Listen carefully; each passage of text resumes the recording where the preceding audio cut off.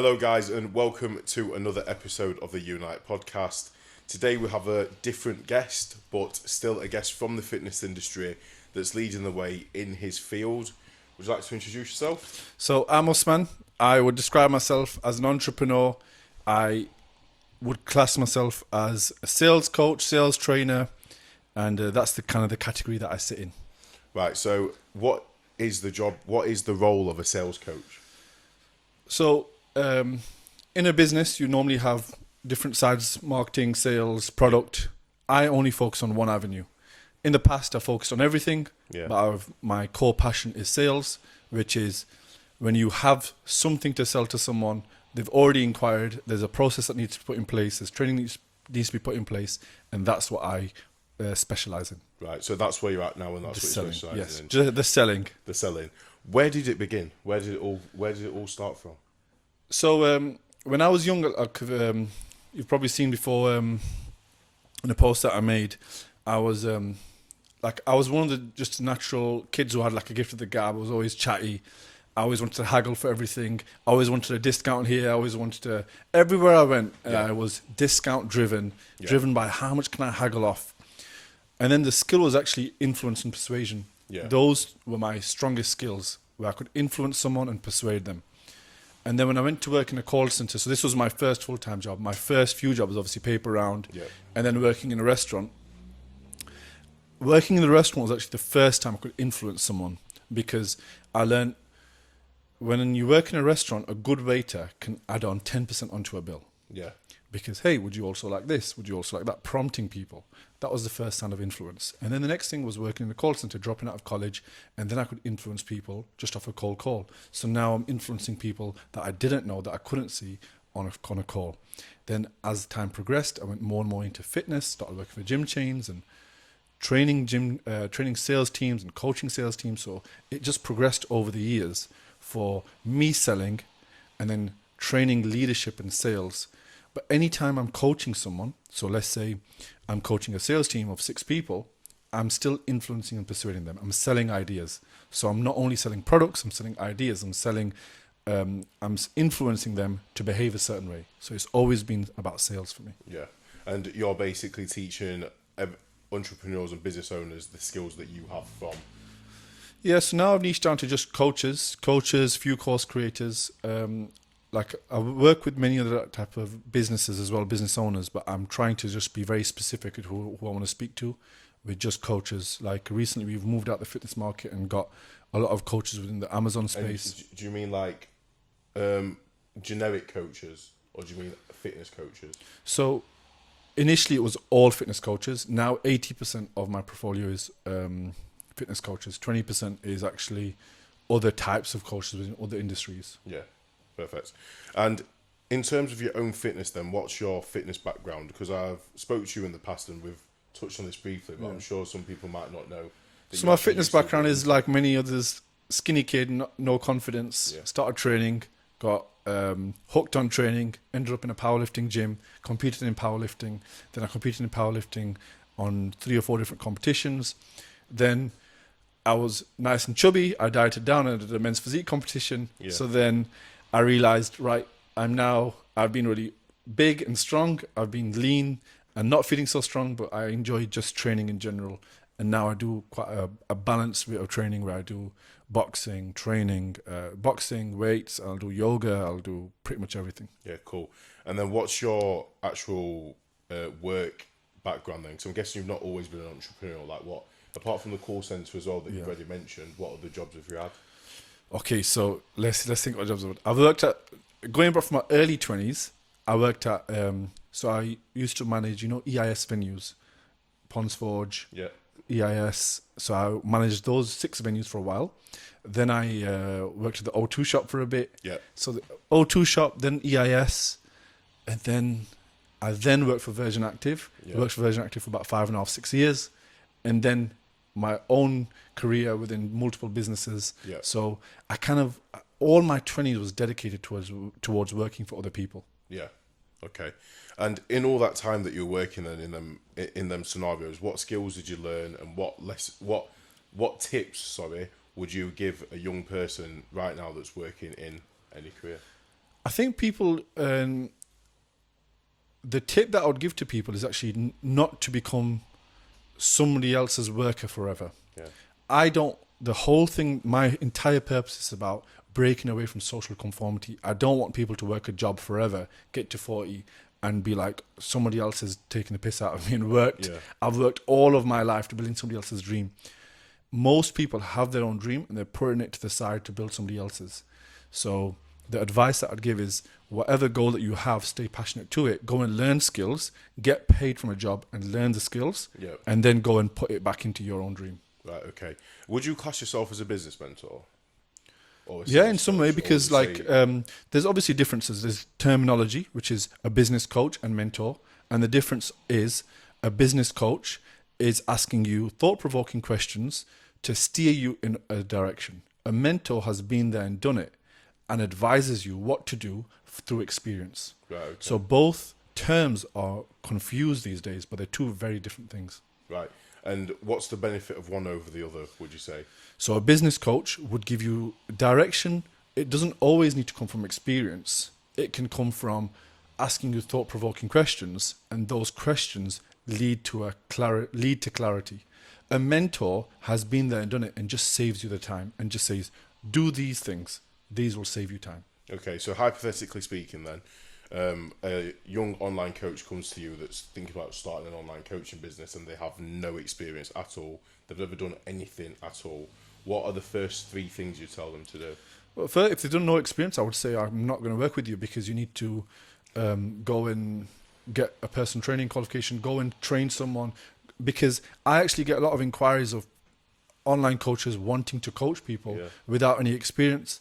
And we were on the drive here and I was on the call with one of my clients and she's currently having an issue because she had come onto the program not being completely truthful of how experienced she was. Yeah. And now she's struggling with many things as an online coach. And now we qualify people far more now so we can work with the right type of people. So if you're not experienced, how I word it is, if you've not taught someone who's never been to the gym to squat before, don't coach people. Okay. Because have you ever trained someone to squat?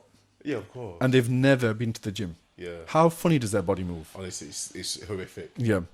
And that takes experience to know verbally how to give many cues to coach someone who's never trained. Yeah. If you can't do that level of like articulation through language of actually getting someone to perform an exercise, how will you do it when you're not even present? Yeah. You need to have your words so well articulated so you can get results from them. Yeah, true. That's very true. That's a very good point that you made there. So at what point in somebody's coaching career would you want them to come on to? So we do a blueprint program, which is for a new online coach who doesn't understand sales and marketing. They don't really know how to generate leads. And they can work on the group coaching program. We also, to be honest with you, it's a group coaching program, not like many others, because we don't charge a lot for it. We charge literally a couple of £100 because it should be something that's like information available for everyone. The whole reason why that course exists is because it saves you time going on YouTube and looking for 10 different videos. It just puts everything into one place and gives you clear direction and also provides you accountability to the community. And the other side of it is actually working with you one-on-one. And for those, they're usually going to be really qualified people. Over this year, we did not qualify people as much. And now, as the year going into 2024, now you've got to have a certain amount of earning. You've got to be a certain type of character. Then we will take you on. So is the blueprint the group coaching? Yeah, the blueprint is group coaching. We have worked with people on one-on-one basis for it. Yeah. And these are people who have a really good skill but don't know sales and marketing. Yeah. We do it in a group coaching program as well. So you're basically providing the information to them so they can go off and do it themselves. Yeah. So I don't do anything done for you. Okay. Everything is done with you, or we guide you through it. Yeah. A done for you system is usually an agency model. We're not an agency. We don't do anything for you because I believe teaching is how you actually learn. So my way of thinking is I can give you a fish or I can teach you how to fish. Yeah. I teach people how to fish. Okay. So how would a new online coach then that's come to you at the right point where you would want to work with them generate leads? So is that their biggest problem, generating leads? So generating leads is their biggest problem. So if leads is the biggest problem, it's usually because one or two reasons. How they getting leads? Do they have a funnel, or do they have content? What is a funnel? So a funnel is a way for you to access, for people to be able to access what you sell. If you think about it the simplest way, top of the funnel is your TikTok, your social media, your YouTube. Yeah. And as I work through it, I'm either going to land onto a page, a web page, or a page to access more information and then be able to inquire. The funnel ends with me actually communicating with you in some way, having a one-on-one call. Yeah. So how would they generate leads then? Well, the first thing I always look at is I go into a lot of depth with branding. And branding is nothing to do with logos and colors. Most commonly, I realized the biggest mistake most people don't know is the depth of how well they know their audience. And as they go deeper into their audience and they know their daily frustrations, their daily habits, their external problems, internal problems, their solutions, their desires, when they can articulate every one of their desires and conflicts and problems, then they're able to articulate their message to their content and they don't sound like everybody else. Yeah. As AI and as tech evolves, trust becomes scarce. Therefore, human touch is needed even more and more. And that human touch only comes through trust. And trust only comes from being genuinely vulnerable and opening up online and who you are as a person and what you stand for. Yeah. Yeah. So you mentioned AI then. Would you not use AI in the process of generating leads then? Because a lot of people use artificial intelligence like in the DMs. No, I use there's loads of tools you can use for AI. Like I use Dripify, I use Apollo, and these are more for LinkedIn for email scraping. But then it depends what the skill is. Why do you need to use AI? If you need that, you can use it. It's just a tool, isn't it? So you should be able to use any tool that you've got.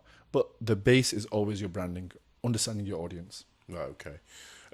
So the blueprint. How would somebody sign up to this, and what is the process then of people that are interested in actually? They could just message on the Instagram page or inquire through one of the links. We've actually not pushed it hard in the last 3 months. We only made one post for it, and we've worked with so many coaches now. And if you go on my Instagram, you can see we only ever put one post up saying this is the blueprint course, and it sold out. We wanted 10 people on it initially, and it sold out straight away. And then I kind of stopped that cohort and put a waiting list on because I didn't want to just oversell it. I wanted to get amazing results for those core 10 people, and obviously one of your friends is on it as well, and get those people amazing results, and then they'll use those testimonials to promote and sell the next round. And what is your biggest success story on that then so far?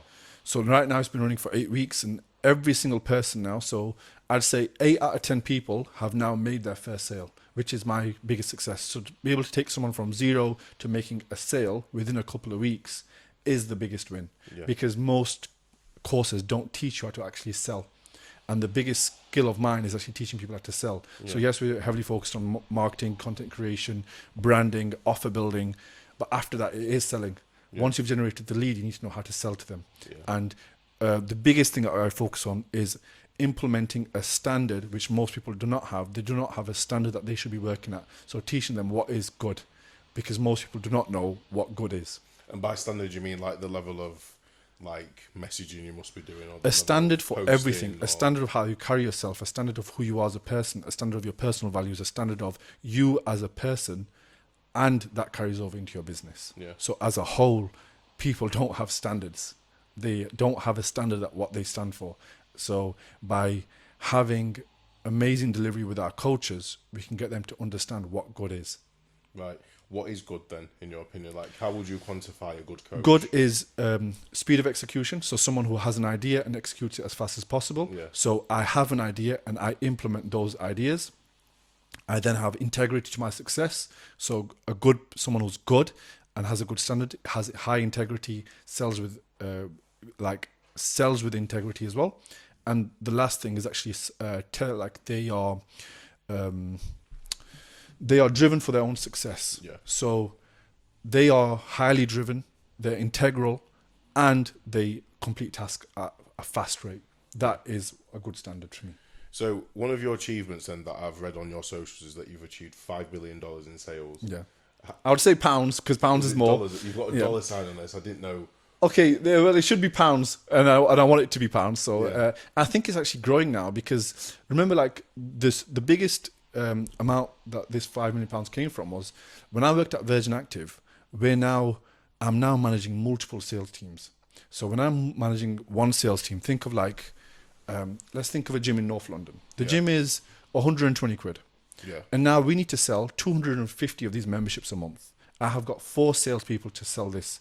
And then I've got another gym and another gym. And then you're managing sales teams for performance and growing that sales number every single month, year on year. So you quickly grow that revenue very fast. And then, like, even my sports rehab clinics, at peak in my sports rehab clinics, it was 14 grand a month. Yeah. And those clinics grew, and now I've sold them earlier this year. So How much did you sell them for?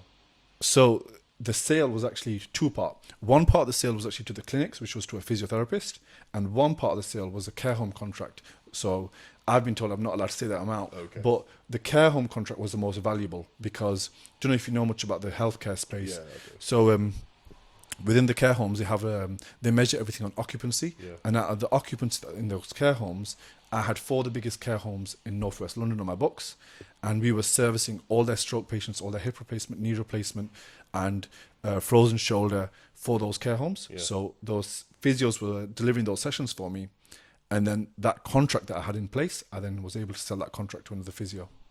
Very smart. Yeah. So you've always been business savvy then. What was the first ever business you owned?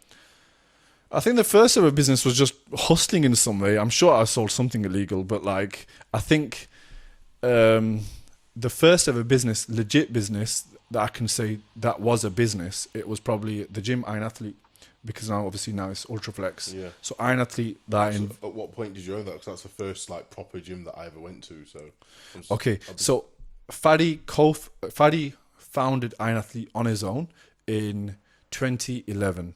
In 2012, he wanted to move the gym onto a next level. He had been open for a couple of months. Yeah. I then went in partnership with him, 50-50. We then grew that business, and then he then grew it year on year. And eventually, I sold my share, which was probably in 2014.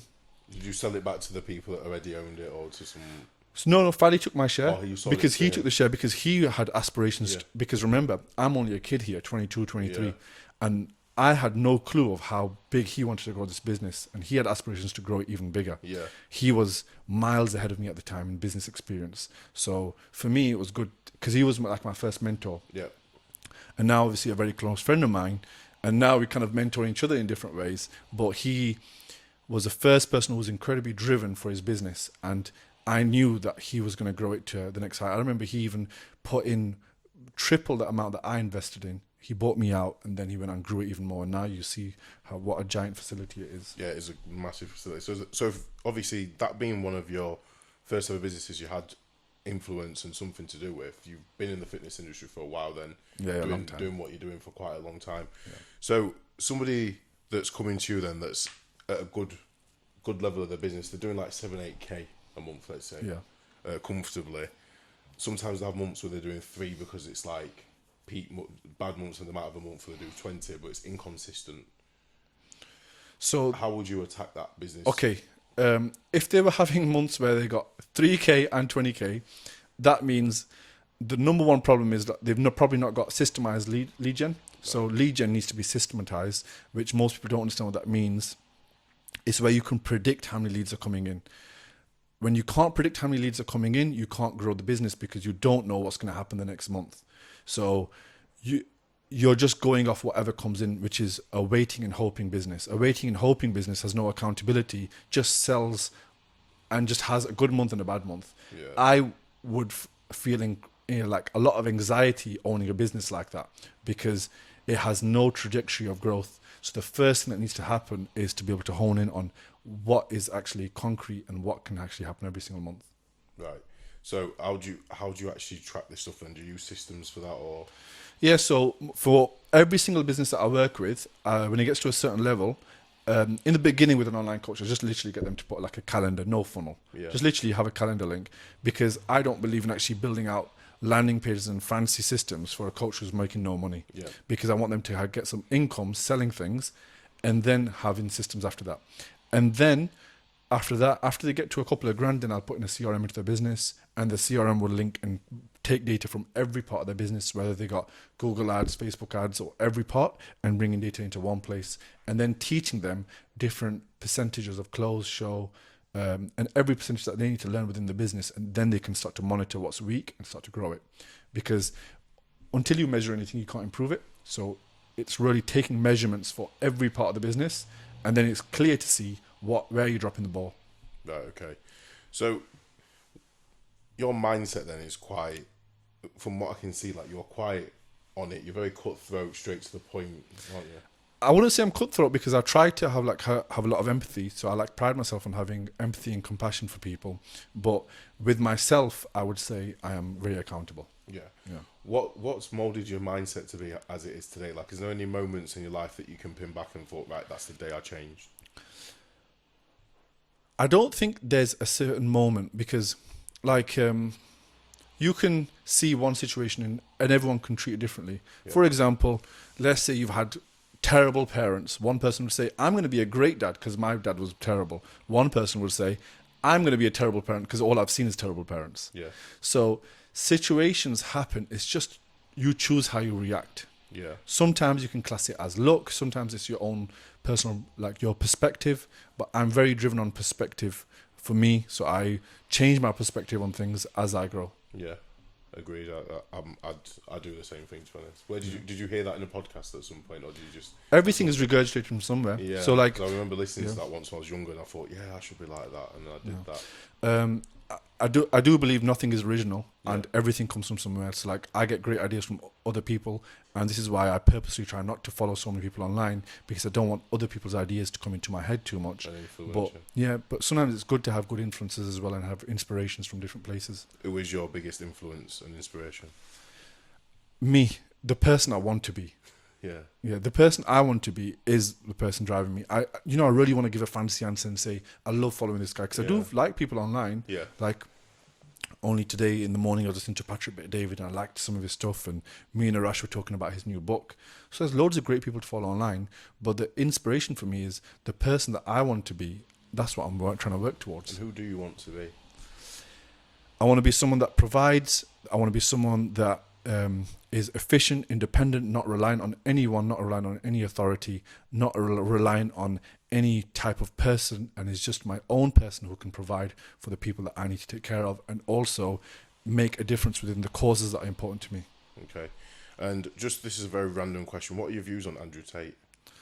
So I'm going to give you a few different things. I've met Andrew Tate, by the way. So I had a feeling you would have. Yeah. So we met in Dubai, and I thought he was a very nice guy.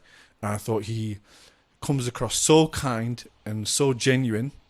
And I think he's very intelligent, because he knows how to market himself to get the eyeballs of 18 to 21-year-old audience to buy and click. Attention. Yeah. So for me, it's just he's a person who runs a business and he has a great marketing strategy.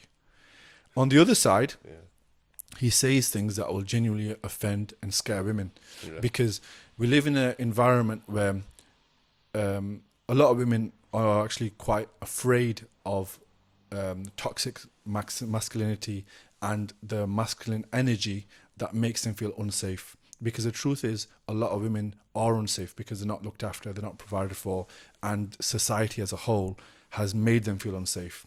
So rhetoric like that, the red pill movement, I'm actually against it. I'm against red pill. I'm against a lot of these movements.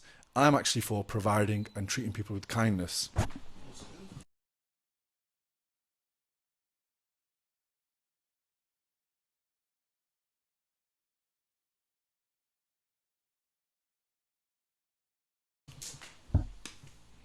means we've done 40 minutes. Yeah. That's because it's calm, we've got unlimited. I don't need much thinking time for answers. That's what it's good to be fair, because He's good on the mic, yeah? what's that? He's good on the mic, yeah? Yeah, it's the best one yet. The biggest. I've cracked a lot of people, bro. I've had to make them. You're the first person that's managed to get through the first group without asking them something that I had to cut off or stop talking or get tongue twisted. Clarity. Where were we? Do you remember? You asked me about Andrew Tate and I was giving you an answer how women are unsafe. Okay, let's just carry on with that. Okay. So, what he did great, was marketing. What he did bad was not considering how you can make the other gender feel unsafe. Yeah. In terms of risks, then, have you had to take any big risks to get to where you are today? It's a bigger risk not taking the risk. It's a bigger risk staying the same. It's a bigger risk staying controlled. It's a bigger risk being somebody else's worker. Yeah. So I don't feel like I've taken a risk. What's your biggest failure? I fail all the time. Like I only like what have I done? I'm trying to think of a recent failure for you, but Yeah. I fail all the time. Yeah. Like you fail in the gym, you fail in different ways. I'm trying to think. I'm not very good at recognizing my own failures because I'm so optimistic and always moving forward. Sometimes I don't even recognize that I failed because that failure moved me towards something. Yeah. So I don't sometimes recognize my failure, but I know I fail all the time. Okay. Right. I'm gonna ask you some just generic questions then. Okay.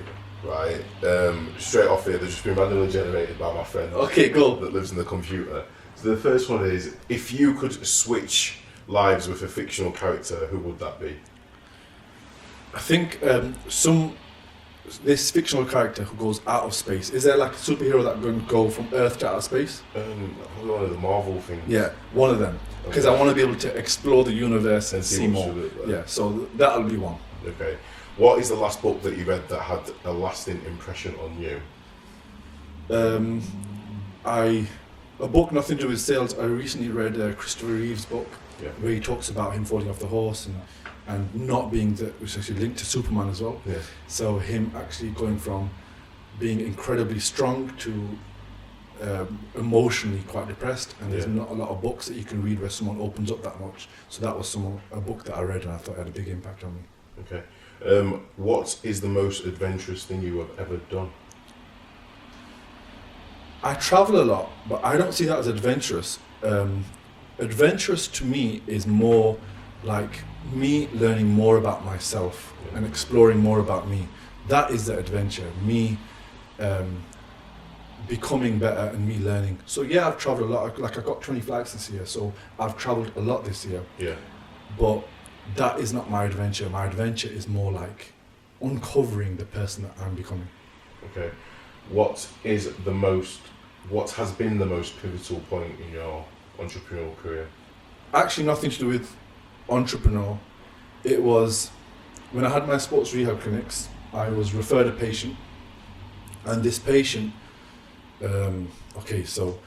This patient came to me, and I was getting a lot of my patients from a company called Boost Physio. Yeah. They're an incredible company in Northwest London, and they referred a patient to me that I was treating under them. I can't say the patient's name, but the patient was due a heart transplant. He had been denied a heart transplant from the hospital because he was not fit enough. So he had actually suffered with so many medical issues, medicines for everything, joint pain and diabetes, and you think of it, he had it, and he was really suffering, and he was due a heart transplant. He went to the hospital, had a stress test, they denied him. They said, you're not fit enough for this heart, because they won't give you the heart if you're not fit enough. Yeah. And I don't know if you know about a heart transplant, but what they do is they cut your ribcage in the middle and they open it and they replace the heart. And it's one of the biggest procedures you can go through. He was denied the heart, so he had a consultation with me. He said, I've been denied this heart and I've got one more chance to get this heart. I need to be fit enough, I need to pass these stress tests. And the stress test was walking on a treadmill without losing your breath and having a few different tests. Yeah. We went over, and I remember taking him to the bench to do a shoulder press. Like first we went on to a walk and did just checking him on basic exercises. Yeah. And he wasn't able to lift a 2 or 3 kilo dumbbell. He wasn't able to walk, and we had a 3-month goal. What did this person look like, just out of curiosity? 5'9". Yeah. He was a very kind Jewish man who was 5'9" and probably 14 stone, 90 kilo. Yeah. And very kind, and trying to describe him as a person. Yeah. Just very giving. He was a dad, and just it's quite emotional because he was and he needed the heart transplant. We worked up and got him fit enough. We had a weekly program where we would measure everything down to heart rate, oximeter, and make sure he's going to be able to hit those markers. So I was almost treating him like a physio and a personal trainer, trying to get him fit enough to pass the stress test. Yeah. He then, I'm trying to think of the years, so this was in 2021, he then had an appointment to go back into Cambridge where the heart cardiology appointment is, and he went and they said, okay, great, we can accept you and we can put you on the waiting list for the heart. He then in February he went to the hospital because they had to receive the heart. He got the text message and they said, we've got your heart, come into the hospital. He then went into the hospital, he had the heart transplant. And when you have a heart transplant, you actually get a lot of rejection because it's a foreign body within your body. Yeah. So you have to take all this medication for about a year to recover.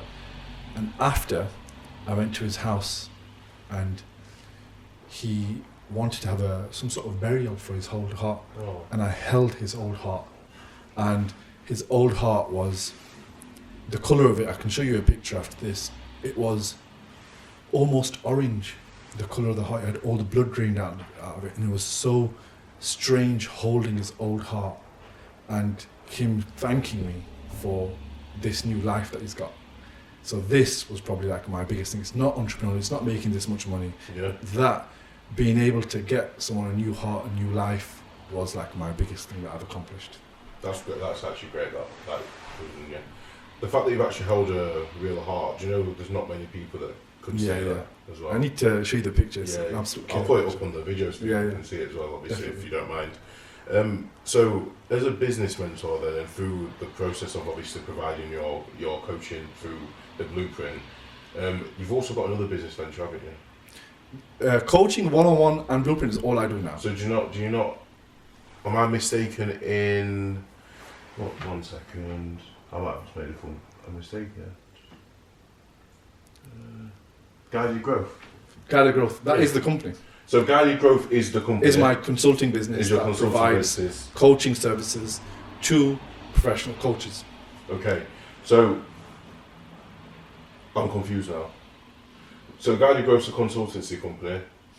Guided Growth provides consulting services in the way of coaching and mentoring, sales training to coaches. And then that's provided through the blueprint. The blueprint, so I sell two different things. Okay. I sell project autonomy and blueprint. The blueprint is for someone who's making less than 100 grand a year. Yeah. And project autonomy is for someone who's making more than 100 grand a year because they now need to start hiring and showing leadership qualities. So both programs are two separate things within what I work with because I categorize all the people that work with me in two different ways. Either you're in a position of growth, hiring, or you're in a position of learning, which is the very start of your company. Right, okay, that makes sense then. Thank you for clearing that up. In the time that you've been doing both then and work with people over 100 grand, people under 100 grand, what piece of advice have you found yourself repeating over and over again to both demographics? Go deeper with your audience. Understand your audience with good depth. And most people think they know how to sell. They just don't record how much they sell. They tell me all the time, I close probably 80-90% of people. Yeah. When you actually get them to write it down over the month, they actually close 20-30%. Because they forget all their losses. They just remember the wins, just like a poker game. Yeah. So just record all the data and go really deep in understanding your audience. Okay. And in terms of everything that's to come for you then in 2024, because it's the end of 2023 now, a few days left, what are you most excited for? I'm most excited for continue to help more people within my audience and grow my business. A big goal of mine is my YouTube page because that is something that I'm really going to be pushing because I'm trying to vlog my entire journey, what I'm trying to do. Because most people online who are online coaches and business mentors, they tell you how they've got these successes, but they don't have them. What I'm doing is saying, I don't make £1 million a year, but I want to follow my journey. So mine is all about being open and honest with what I'm trying to do. And if you're in line with my purpose, come and join. Right, okay, that makes sense. Do you have any advice for somebody that wants to become a mentor? At least have evidence showing that you can do it for yourself first. Yeah. So have something if you're a mentor, remember that we described the differences between the two. Yeah. So if you're a mentor, make sure that you've done it to be able to mentor someone. And how much experience do you think a good mentor should have? Enough just to prove that they've done it once or twice with different people. Yeah. Once could be a fluke, twice could be evidence. Okay. So just like confidence without evidence is delusion. So just make sure you're not delusional. Make sure Yeah. you've got genuine confidence that's backed by results. Okay. And out of all the clients that you've ever worked with then through your programs, what's your biggest success story? Only recently I had like a really good success with one of my clients, because the reason why I've niched down into sales so much is because I can make the biggest impact. And I've realized when someone has an audience and they're given amazing tools and skills to be able to show them what to do step by step, they can monetize that audience and make a lot of money. So recently I had someone come on board, and within like 3 or 4 days he made 7-8 grand. And that was like just because it's top of my mind, this win has just been this month. And that win was because he had an audience and he was able to just needed to learn how to sell and learn what a basic system is. So this was a really good win for me. But a lot of wins that are the most satisfying are the ones where you get the message and you get a lot of positive affirmations from a lot of your clients. Like Rash is in the car with me and he hears all the time someone telling me how much I've helped them, someone telling me this has been really good, this is how much you've changed for me, this is how much you've changed my life. And that positive affirmation is like the rewarding part. Okay, and then away from work then, like, what do you do in your spare time? Well, I love working, so that's one thing. And I actually, I don't naturally like reading because I'm not a good reader, but my spare time is trying to be filled with things that are good for me that I'm not naturally good at. So like reading's one of them. And then I travel a lot, so travel would be my biggest thing because I always want to travel. I've always got a flight booked somewhere. Okay. If somebody was struggling then with their business, so I'll give you a scenario. They're an online coach, they've got 15 clients and they have recently just launched a new package that is generic, like a generic package that's just open to like people, so like they're doing like not discounted coaching, but doing like budget coaching, basically like group programs. What is the best way, do you think, to deliver a package like this to? The question actually has no context because who are they selling to, what's the offer, how are people going to benefit? Okay. So you can give a really simple answer and say, why don't you just message and call more people and do more outreach? That's a real BS simple answer. Yeah. But the actual answer is, what has that person done so far to make the advice really applicable? Because most people would say to you, what you need to do is post this many times a week, post this type of content and message these people. Yeah. The advice that person really needs is to be able to look at their business and say, all these things that you're doing are not good, change these, and these things that you're doing, improve these, and you're doing these good, carry on with this stuff. So the advice I'd rather give to be more specific, but in a generic term to give an answer, do more stuff.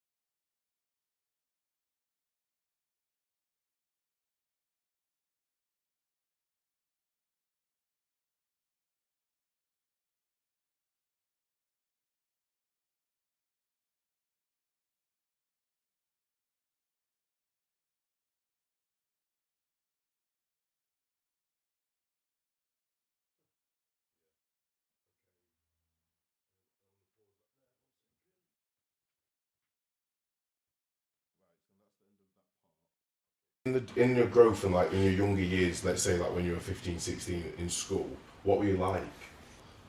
A nobody. A nobody. Just someone who like was lost. I had no direction. I didn't know what I was doing. Yeah. Because I was being told I need to go and study. I need to go and pass exams. Yeah. Why do I need to pass exams? I'm not going to use any of this. So I was just being told to do things that were not for me. And I realized I actually just wanted to be independent and just be like moving to my own speed and doing my own stuff. And I was always being pushed to do things, study this, do this class, this time. I've never been one for social conformity. Yeah. and I've been against conforming to what everybody else has been saying is the norm. Because in the beginning, I remember people saying, "You're quite weird," and that being an insecure feeling. And now, being proud of the things that I'm considered weird about, like how I work and how what others would consider like not having a job. What are the weird things that? Let's say 95% of the country works and has a job. The fact that I get up at 6 and I enjoy working at 6 a.m. might be classed as weird to someone. Yeah. They might think that's a bit strange, you I like get the doing same that. thing, kind Yeah. of, yeah. And I'm the 5% of people who are the employers. And that 5% is not the norm. So it's different to everybody else. How many employees you employ? Now it's 7. So some of them are freelancers, but Yeah. full-time. Arash, would you be classed as a full-time or part-time? Yeah, full time. Full-time. So Arash is one of the full-time. No, that's one full time. What other full time staff do you have? So I had a full-time PA. I've actually just changed from PA, so I'm going to be having a new one from January. Yeah. And then we've got a video editor who's like classed as a freelancer. Then we've got obviously a CRM manager who's classed as a freelancer. So it's like a good mix between freelance, and I have like a full-time automations guy now. So some of them are going to be freelance and some of them full-time. And are these the same like the same type of services you'd implement to the 100k plus? No, because someone who's at under 100k, they don't need all this strategy. They don't need to be sold all these systems and stuff. Yeah. Some of them do, depending on what their growth is for their business. But I just don't believe in selling everything like landing pages and funnels to someone who's just starting out right at the beginning. They just need to get a product and sell their coaching first. Yeah. Okay.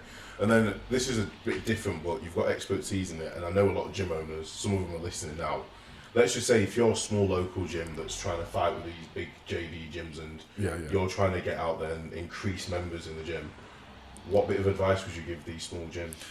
Okay, so if it's a bodybuilding specific gym, We'll go with bodybuilders. okay, bodybuilding specific gym owners are know-it-alls. They think they know how to run a gym. They're actually just a bodybuilder who has a gym. They don't have a business. Right. So what they're doing a shit job of is they think, I know best of how to run my gym. They're amazing at training. They're amazing at equipment. They're amazing at a facility. They're not amazing at generating leads and sales. They don't have a customer journey. They never think about when the customer walks into my gym, Yeah. how are they going to feel at the desk? How are they going to feel when they walk around for the first time? How are they going to sign up on that first journey? Are they going to get an email after they sign in? Are they going to get all of these automations and all of these back-end services after they come in? No, what they actually think is, my guest pass is £7. When you come in, if you don't like it, you don't like it. Right. And that arrogance is why they fail. Right. Okay. That's quite brutal. That, to be honest. Is it true? I don't know. I'm just. Well, I know you it's probably- true. You probably know better It's than true. I do, but Yeah. it's true. Well, the bodybuilding gyms that are successful Yeah. think about the customers. The bodybuilding gyms that are not successful think, I am the owner, I know best. Yeah. So then, does this reflect the same like with online coaches? Then, do you feel like they're stubborn, have the same type of mentality as? Online coaches, because What's it's like normally the worst trait that you find in them when they come to you? the worst trait. They will impact their business. The worst trait is they've not managed to learn yet. They don't know where to spend their energy. Like, I wouldn't say worst trait because I'm not trying to put anyone down No. in that way, but they need to realize they're great at product training people. Yeah. They're not great at leads and sales, which is why they need to learn it. Yeah. So their worst trait is something that they can learn very easily. Okay. What's your? I'm gonna just throw like a few of the elements of online coaching that I use myself, and I'm gonna ask you for a tip on each one of them. Yeah. But just make it very generic, very like. Okay. It doesn't have to be niche specific. Just Okay. like do this, bang. Yeah. Yeah. So marketing. We'll go with digital marketing specifically. Well, digital marketing is even broad. Is it I know. email? Is it? We'll What is it? go with actual social media content then. Okay. What tip would you give an online coach when it comes to social media, social media? These answers content? are going to be quite generic, but Yeah, they're- very generic. because they're important. Yeah. Do not look at views and engagement, Okay. because I posted a video on Instagram and it got 80 views, and someone inquired and spent £10,000 with me. So, what does it matter? It doesn't matter, does it? Yeah. Yeah. And then calls, so sales calls.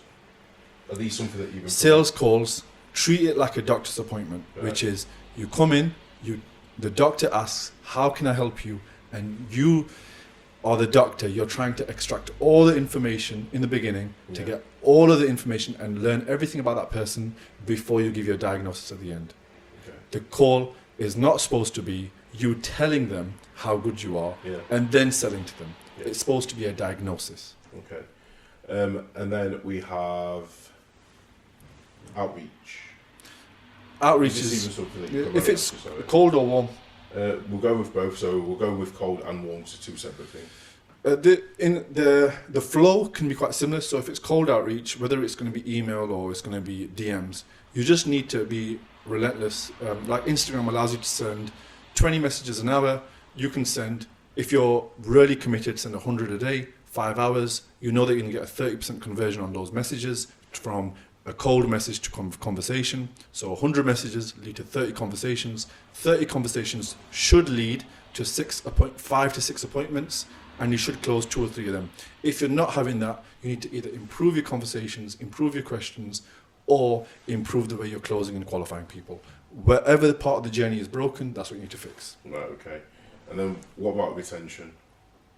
Retention of your business. Yeah, like just customer retention, just retention of business. Yeah. It comes down to touch points. So if you're just checking in people, if you're charging 200 quid a month to people and you're checking them in once a week, Yeah.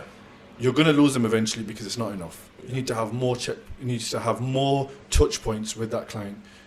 An easy way to do it is if you've got WhatsApp business, just send an automated message at like 12 minutes past 6, where you know it's not been scheduled, where it's automated, just to say, hey, how are you doing? Because that alone will be another touch point that's automated within WhatsApp that people never think about. How do you automate WhatsApp message? Just go on WhatsApp business, you can automate messages on there. Oh, can you? Yeah. That's cool. That I was using an app, to be honest. Yeah, and if you've got an app, you just want to be able to automate as many things, but you want it to be able to feel like you're actually coaching them. Yeah, like Yeah. I used ManyChat for ages, but I used it so wrong, and I just ManyChats is good, but it's small creators shouldn't be using it. No, I didn't need to be using it. Like, do you know what the thing is with me is I'm the type of person to go on a sales call like with you. You tell me something, I will go teach myself how to do it. So like I had a few calls when I was younger, first started out coaching, got taught about automations, listened to a few things, and like I basically just like figured out exactly how everyone did it, and then just did it for myself for free. So the reason why that method doesn't work is I know, with my yeah, sales it calls doesn't work. specifically, Yeah. I tell them what they want to give them what they need. Yeah. So a lot of the times an online coach would come on Yeah. and I need to tell them what they want, but I actually need to give them what they need. Yeah. They'll come away from that call thinking, oh, I have everything. I'm trying to provide you a lot of value on that call, Yeah. but coaching is more about not just a diagnosis, of tackling that issue with you. Yeah. So like based off, so we'll just be brutally honest now. So I had a sales call with you once before. Yeah. Do you remember the call? Yeah, I remember the call, yeah. Do you remember the call? So like one of the touch points that I can remember from the call specifically, because at the time me and Kimmy were still together as like a joint brand, is you said to me, why do you need another coach? Yeah, I did ask you that. Yeah, you did ask me that, and because of that question to this day, like I'll be brutally honest, on this podcast, me and Kimmy have since had the same conversation, and I know you've spoken to us separately since. We are actually now not together in coaching. So look, What that's was, great. what was your reason behind it? 'Cause I never really like wanted to make you think that I was gonna buy something, because I've got like a problem with sales calls and being on calls Okay. with people, if that makes sense. Just to Me tell personally. you, that call, because I want to clarify with It you. wasn't a sales call. I know it wasn't. No. If you're not my customer Yeah. and you're speaking to me, Yeah. in some way I'm trying to persuade you if Yeah. I'm genuinely interested in working with you. Yeah. But I was on a sales call with Kev. Kev had Kimmy in the car. Kimmy then messaged me after the sales call and said, hey, can I work with you? So I didn't sell to you, but the person sat next to you is now my client. Yeah. So I know that and the person who would have overheard our conversation would have genuinely thought, wow, he's genuinely trying to help him, because I was. Yeah. And I asked you that because your business didn't make sense. So if I went into coaching you and I said, yeah, mate, just come on board, we'll get your coaching company fixed and we'll do that. Do you know Yeah. what would have happened? Yeah. I would have sold you a lie. Yeah. Instead, it's better to say, I don't think you're ready. I think you'd be questioning what you're currently doing. Yeah. So pushing someone back allows you to deposit goodwill that you can use later. Well, to be fair, like doing that's probably the best decision I made for my business, to be honest. And I'm really happy because by saying, hey man, you need to think about what you currently got, Yeah. rather than saying, just buy this and we'll fix it. Yeah. And which is why relationships stand, and you sat with me today. And that's why we're starting the podcast today, and I might even end up paying you money one day. Now joking, I probably will, to be fair. So one bit of advice then that you could give to a young aspiring entrepreneur, very generic, like just imagine this is a 15, 16-year-old lad that's sat at home right now, because a lot of my audience is very young. Some of them are only just touching the gym for the first time. They've only just realised what carbs, carbohydrates, protein and fats are, and they're just here for generic life advice in general. Yeah. What would you say to them is going to be something that will help them get to some, like a half decent level, some like a successful level like you would say you are at? The one bit of advice I would say is, if you're thinking about earning a lot of money, think about who. Excuse me. If you're thinking about earning a lot of money, think about who you can help. Think about the deficit that you've had in your life is usually the people that you can help first. So whatever you've struggled with is the thing that you can help. I was skinny and I built muscle. Therefore, the first thing I could do was help people gain muscle. Yeah. So whatever you've struggled with is a thing that you can fix for yourself and help others with. So if the first thing that you can do for others is what your deficit is. Okay, great. That's it. Great answer, thank you. And then just to wrap up then, I'm just going to ask you a very random question just to end on. What's your favourite colour? Think maroon, Why do you think it's maroon? because I'm wearing it right now. So is your favourite colour change on a day-to-day basis? Happens. I'm just move with whatever happens that day. I'm just present. Have you ever have you ever been a monk at any point in your life? I was a monk for a little bit of time. No, I actually went to Thailand and I sat with a Buddhist monk. Yeah. And I went to meditate and I went to learn, and I learned it wasn't for me. I don't want to do it, and I tried it with someone that was quite renowned. Yeah. But I did learn some amazing lessons from that meditation. Yeah. What, that you couldn't meditate? Well, the lessons were that I asked him, "Hey man, I've come to meditate, but I was thinking about everything else, so I don't think it's for me." He said, "Why have you come to learn to meditate?" I said, "Well, I'm very happy in general. Yeah. I just wanted to see what it's about." He said, "Is your what makes you happy?" I told him my work, my relationships, my friends, my family. He said, "Oh, so your happiness is conditional?" I went, "Yeah." He said, "Well, you should be happy without anything. You should be happy without anything existing." And then he explained because I'm not hocus pocus, but he explained this and it makes a lot of sense. The sun always shines, but sometimes clouds are in the way, which means your natural state should be happy. Situations happen and they cover the happiness. So you should be happy without owning anything, which gives me a lot of drive, because if I have no money, I'm happy. If I have money, I'm happy. Well, then, do you feel like you have to be happy to perform? No, you can perform because it's your duty. You can perform. You could be unhappy, but your family need feeding. You need to be able to perform for them. Yeah, because that's the message that I like to tell people, because there's a very, especially with my generation, like the younger generation now, everyone's told that you have to always be happy and it's you always have to be okay and everything has to be perfect, but that doesn't exist. And every single day that I've been an online coach or ran any business or done anything, it's been a struggle, it's been hard, and you wake up and some days it's like you're fighting a never-ending battle that won't ever stop, but you still get up and do it, and then you come out on the other side. Suffering is a part of life. Everyone has their own suffering. Suffering doesn't mean physical suffering. Yeah. Suffering could be something that you're struggling with mentally. Have you ever struggled with anything mental? No, I'm quite lucky. I'm quite lucky. I think I'm someone who hates losing rather than loves winning. Yeah. So if I was to lose something, that would bother me. But I'm quite lucky, and as I said before, I never fully embrace my losses. Yeah. Because I'm moving on, and this is something that I need to work on, which is being more present rather than always thinking what's next. So I'm sure there'll be a time where I'll be sat taking some mushrooms and think, right, I'm not present. I've been struggling with this. This might happen to me one day, but right now I'm moving forward and I'm chasing something. Have you ever taken mushrooms before? No, but I'm open to plant medicine. Yeah. I do think it has its use for people. Yes, yeah. And I would only do it if there was a genuine need and a genuine purpose, because if I don't have an intention for it, I would do it just for the sake of it, and I'm not someone who ever chases a high. That makes sense.